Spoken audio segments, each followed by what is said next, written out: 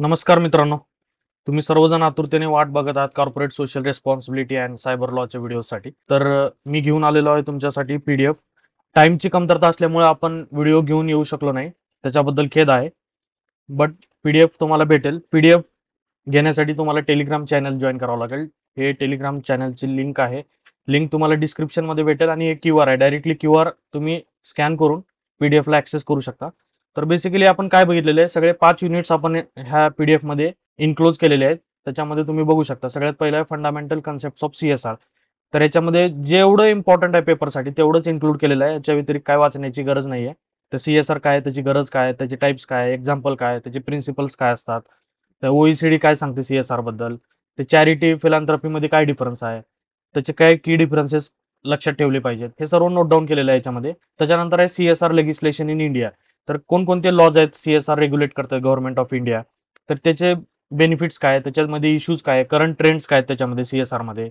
हे strategic business tool म्हणून का बरं वापरलं जातं सस्टेनेबल डेव्हलपमेंटसाठी, त्याचे काही एक्झाम्पल्स आहेत, हे इथे नोट डाऊन केलेले आहेत. त्याच्यानंतर ग्लोबलायझेशन झालेलं आहे. ग्लोबलायझेशन झाल्यामुळे सीएसआर वरती काय फरक पडलेला आहे, म्हणजे पॉझिटिव्ह फरक काय, त्याचा निगेटिव्ह फरक काय, त्याचे नोट डाऊन केलेले आहेत पॉईंट्स शॉर्टमध्ये. एवढे पॉईंट वाचून गेलं तरी चालतं.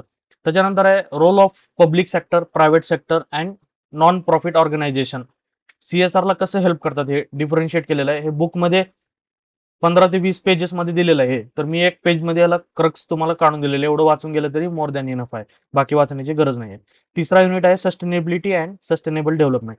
ह्याच्यामध्ये काय सस्टेनेबिलिटीची डेफिनेशन काय, सस्टेनेबल डेव्हलपमेंट म्हणजे काय, त्याचे प्रिन्सिपल्स काय असतात. त्याच्यानंतर हे एसडीजी काय असतात, सस्टेनेबल डेव्हलपमेंट गोल्स म्हणून असतात. युनायटेड नेशनने बनवलेलं आहे.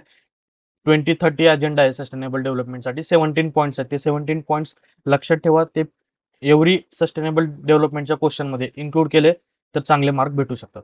सेकंड आहे आपलं त्याचं रिलेव्हन्स काय एसडीजीचं इंडियासाठी, आणि लॉंग टर्म ग्रोथ आणि डेव्हलपमेंटसाठी कसं मदत करते हे सस्टेनेबल डेव्हलपमेंट, त्याचे इम्पॉर्टन्स आहेत. हे 5-6 पॉईंट्स लिहिलेले आहेत, तेवढे वाचून गेले तरी चालतात. त्याच्यानंतर आहे हे रिअल लाईफ एक्झाम्पल आहे. जसं भूतान आहे ना, Bhutan sustainable development, inclusive growth, happiness index ह्यासाठी खूप इम्पॉर्टंट आहे. तर त्याच्यासाठी भूतानची काय केस स्टडी आहे ते इथं नोट डाऊन केलेले आहे. इन शॉर्ट वाचून घ्या. भूतानवरती क्वेश्चन आलेला आहे आणि अशाच टाईपचा क्वेश्चन कुठल्याही देशावरती आला तर हे पॉईंट 4-5 पॉईंट इन्क्लूड करायचे त्यामध्ये. सेकंड आहे IKEA approach. IKEA world best company आहे फर्निचरसाठी. तर हे फर्निचरसाठी त्यांनी काय सस्टेनेबल डेव्हलपमेंट टूल्स यूज केले जेणेकरून इन्व्हायरमेंटला लॉस पण नाही झाला आणि इन्व्हायरमेंट एक अबाधित राहिलेलं आहे. त्याच्यासाठी यांनी आयकियानी खूप चांगलं केस स्टडी तुमच्या समोर ठेवलेली आहे. तुम्ही ते केस स्टडी वाचू शकता. नेक्स्ट आहे fourth unit dimension of sustainable development. कोणकोणते डायमेन्शन असू शकतात, तर सस्टेनेबल डेव्हलपमेंटमध्ये 3 डायमेन्शन आहेत most important. Economic sustainability, social sustainability and environmental sustainability. तर डायमेन्शन विचारले तर हे 3 डायमेन्शन लिहायचे. तर इकॉनॉमिक मध्ये काय येतं, revenue, GDP growth, research and development, terms of trade. Then social मध्ये काय, life expectancy, education, equal opportunity, distribution of wealth. Environmental मध्ये काय आहे आपलं सीओटी बॅलन्स आहे, वॉटर इक्वॅलिटी आहे, एअर पोल्युशन कमी करणे, noise pollution, biodiversity. All other things are mention in the environmental sustainability. Then आहे सोशल फॅक्टर्स, काय काय गरजेचे आहेत जे की इन्क्लुझिव्ह ग्रोथसाठी आपल्याला मदत करतात. तर सोशल मध्ये काय काय येतं, always education, health, employment, agriculture, gender equality, infrastructure, legal institution, then social cohesion, all other parameters which helps to achieve the inclusive growth. तर हे मॅटर्स आहेत जे तुम्ही लक्षात ठेवले पाहिजेत. देन आहे इन्व्हायरमेंटल डायमेन्शन, काय एकदम बायोडायव्हर्सिटी कन्झर्वेशन झालं पाहिजे. देन आहे पोल्युशन प्रिव्हेन्शन आहे, प्रिझर्वेशन आहे, क्लायमेट चेंज आहे, इन्व्हायरमेंटल जस्टिस आहे. हे गोष्टी तुम्ही लक्षात ठेवले पाहिजे जे की इन्व्हायरमेंटल डायमेन्शन्स मध्ये येतात.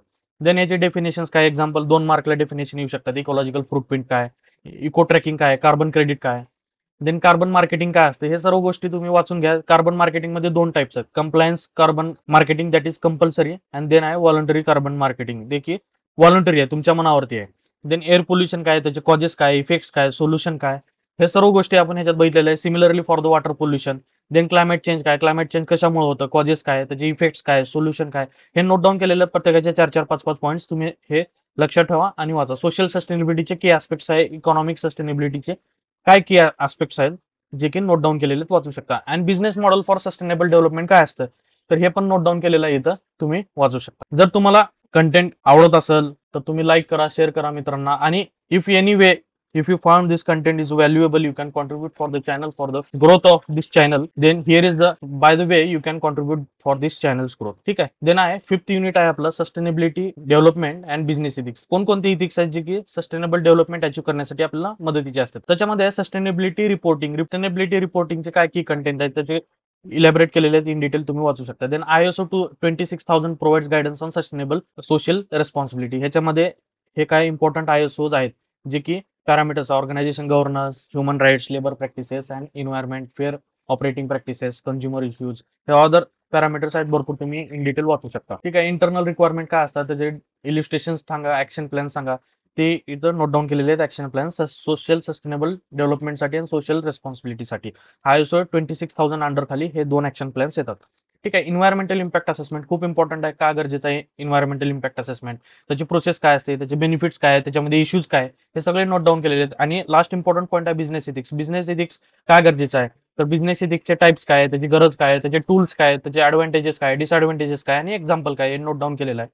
त्याच्यानंतर values why the values are important for the business and business growth. तर त्याचे टाइप्स काय व्हॅल्यूजचे, नीड काय, गरज काय, त्याची टूल्स काय, त्याचे ऍडव्हान्टेजेस, डिसएडव्हान्टेजेस, हे नोट डाऊन केलेले आहेत, वाचू शकता. देन आहे structure and development of corporate governance. त्याची काय गरज आहे आपल्याला आणि काय स्ट्रक्चर असतं, म्हणजे बोर्ड ऑफ कंपोजिशन असतं, बोर्ड कमिटीज असतात, रोल्स रिस्पॉन्सिबिलिटीज काय असतात, हे स्ट्रक्चरमध्ये येतं. डेव्हलपमेंटमध्ये काय येतं, तर रेग्युलेटरी फ्रेमवर्क, डिफरंट ऑर्गनायझेशन कसं डेव्हलपमेंटसाठी मदत करतात. आणि शेवटी आहे चॅलेंजेस. ठीक आहे. चॅलेंजेससाठी काय गरजेचं आहे ते इथं नोट डाऊन केलेलं आहे. देन आहे इंडियन व्हॅल्यूज आणि इथिक्स कसं इम्पॉर्टंट आहे एअरलाईन इंडस्ट्रीमध्ये आणि फूड इंडस्ट्रीजमध्ये, त्याचं पण आपण 2-3 इम्पॉर्टंट पॉईंट्समध्ये इलॅबरेशन केलेलं आहे, तुम्ही वाचू शकता. हे आहे. तुम्हाला जर कंटेंट आवडला तर लाईक करू शकता आणि कॉन्ट्रीब्यूट करू शकता. ठीक आहे. CSR साठी बघितलं आपण, आता सायबर लॉ साठी बघूया काय काय इम्पॉर्टंट आहे. ठीक आहे.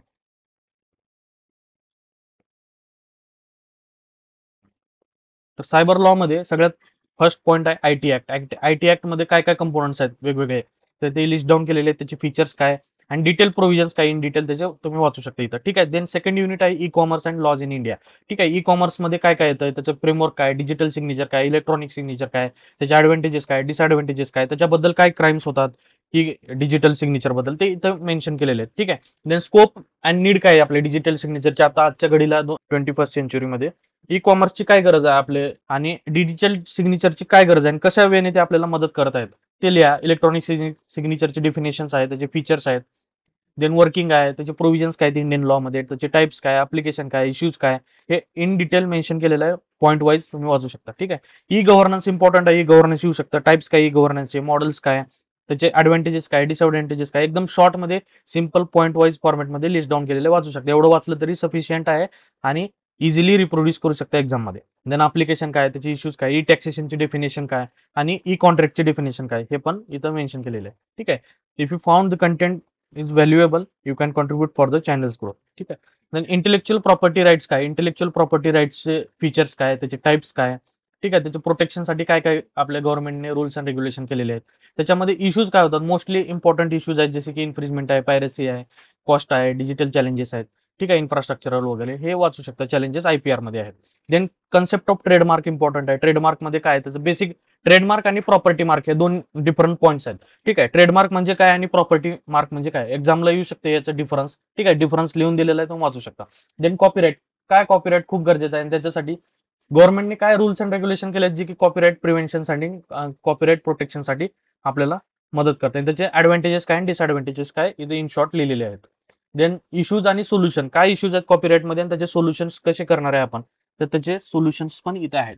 देन पेटेंट इम्पॉर्टंट पॉईंट आहे. पेटेंट म्हणजे काय, त्याचे इश्यूज काय पेटेंटचे आणि इश्यूज रिझॉल्व्ह करण्यासाठी काय मदत केली पाहिजे आणि काय चॅलेंजेस आपण टॅकल करण्यासाठी प्रोव्हिजन्स केले पाहिजे, ते इथं इन शॉर्ट लिहिलेले आहेत. देन आहे if you found this content you can contribute. ठीक आहे. फोर्थ युनिट आहे personal data security. Personal data म्हणजे काय, त्याच्यामध्ये काय प्रिन्सिपल्स आहेत की बाबा डेटा प्रोटेक्शन करण्यासाठी हे गरजेचंच आहे. ठीक आहे. Then sensitive personal data, SPDI म्हणतो आपण त्याला. SPDI ची डेफिनेशन काय, टाइप्स ऑफ SPDI काय असतं, financial information, health information, sexual information, genetic information, biometric information, religious information, all comes under the SPDI. ठीक आहे. त्याच्यासाठी प्रोटेक्शन मेजर्स काय, तर एक्सप्लिसिट कन्सेंट आहे, डेटा अॅनोमायझेशन आहे, देन लिगल कंप्लायन्स आहे, एम्प्लॉय ट्रेनिंग आहे, हे असे पॉईंट्स आहेत. नॅशनल प्रॅक्टिसेस काय म्हणजे डेटा प्रिव्हेन्शनसाठी गव्हर्नमेंटने आपल्या इंडियामध्ये काय केलेलं आहे, आणि इंटरनॅशनल प्रॅक्टिसेस काय आहेत बाबा, GDPR, CCPA, CBDA, ठीक आहे, इंटरनॅशनल स्टँडर्ड्स काय ISO वगैरे, तर ते इथं इन डिटेल मेन्शन केलेले वाचू शकता. क्लाउड कम्प्युटिंग इम्पॉर्टंट आहे. क्लाउड कम्प्युटिंग 2 मार्कला किंवा आपल्याला 10 मार्कला क्वेश्चन येतो. त्याच्यामध्ये काय सिक्युरिटी कन्सिडरेशन्स आहेत की क्लाउड कम्प्युटिंगमध्ये इम्पॉर्टंट आहे की जे प्रायव्हसीचं हनन करतात. तर अशा गोष्टी इथं मेन्शन केलेल्या आहेत, आणि त्याचे सोल्युशन्स काय, थ्रेट्स काय, ते इन डिटेल मेन्शन केलेले आहेत. ठीक आहे. तर 5वा युनिट आहे डायरेक्टली सायबर लॉ. सायबर लॉचे डेफिनेशन काय, त्याचे ऍडव्हान्टेजेस काय, डिसएडव्हान्टेजेस काय, आणि सायबर लॉचे मेजर लॉज कोणकोणते आहेत, इंडियामध्ये कोणते, युरोपियन युनियनमध्ये कोणते, चायनामध्ये कोणते, रशियामध्ये कोणते, ह्याची इन डिटेल लॉची गरज नाही वाचायची तुम्हाला. तर बेसिकली कोणता लॉ कोणत्या देशामध्ये चालतो हे गरजेचं आहे, तेवढं लक्षात ठेवलं तरी चालतं. एक्झाम्पल ॲज एक्झाम्पल क्वेश्चन आला समजा सायबर लॉ म्हणजे काय, त्याचे प्रोटेक्शन, ऍडव्हान्टेजेस, डिसएडव्हान्टेजेस लिहा, आणि मेजर लॉज कोणकोणत्या देशामध्ये काय आहेत तर तुम्ही हे नोट डाऊन करू शकता. 10 मार्कला क्वेश्चन येतो. देन EDI इम्पॉर्टंट आहे, इलेक्ट्रॉनिक डेटा इंटरचेंज. तर त्याची कन्सेप्ट काय, त्याचे लिगल इश्यूज काय, आणि त्याचे ऍडव्हान्टेजेस आणि डिसएडव्हान्टेजेस इथं मेन्शन केलेले आहेत. एवढं वाचून गेले तरी चालतं. ठीक आहे. तर कंटेंट आवडला लाईक करा, शेअर करा, सबस्क्राईब करा, आणि चॅनलला जर आवडले असतील तर तुम्ही कॉन्ट्रीब्यूट करू शकता ग्रो करण्यासाठी. तर thank you very much for having with me, and we will meet soon in the next sessions. ठीक आहे. Thank you very much.